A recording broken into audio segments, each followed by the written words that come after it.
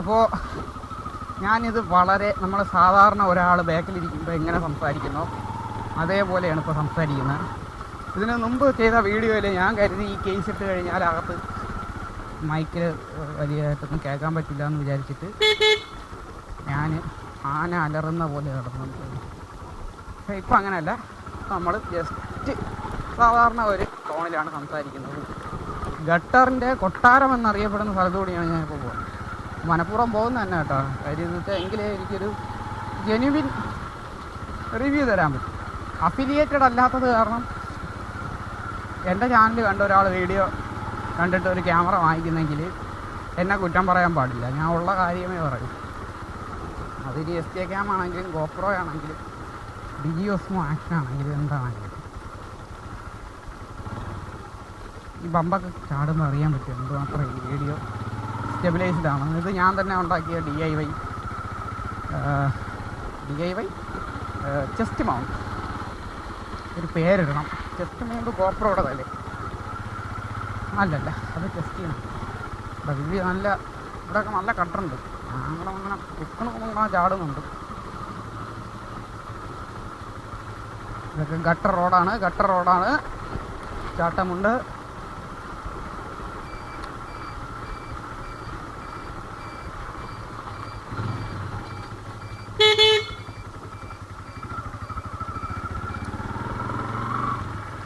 ഇനിയുള്ളത് ടിപ്പിക്കലായിട്ടുള്ള നമ്മുടെ റോഡാണ്. കുണ്ടും കുഴിയില്ലെന്നേ ഉള്ളൂ, പക്ഷേ റോഡ് കുഴിയും അല്ലേ, കുണ്ടും കുഴിയില്ലെന്നേ ഉള്ളൂ സംഭവം. റോഡ് കണ്ടോ കയറി ഇറങ്ങി.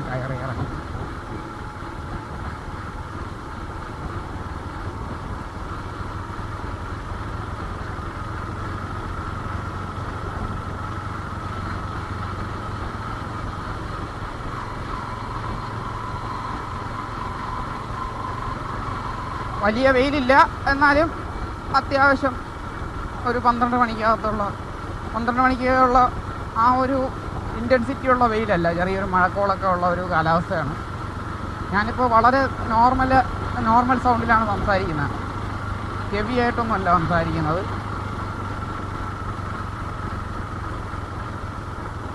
നമുക്കിനി ഇതിൻ്റെ ഒരു എക്സ്ട്രീം സ്റ്റെബിലിറ്റി ടെസ്റ്റ് ചെയ്ത് നോക്കാം. ഗട്ടറുള്ള റോഡാണ്, നല്ല ഗട്ടറുള്ള റോഡാണ്. ഇനി നമ്മൾ ഇത് കഴിഞ്ഞതിന് ശേഷം പോകാൻ പോകുന്നത്, ഇതിപ്പോൾ എക്സ്ട്രീം എന്ന് പറയാൻ പറ്റത്തില്ല, എന്നാലും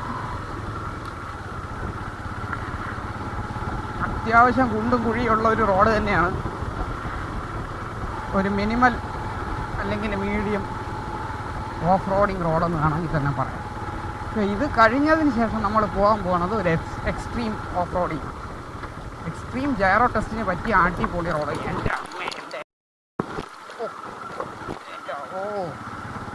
ഒരു കുഴി.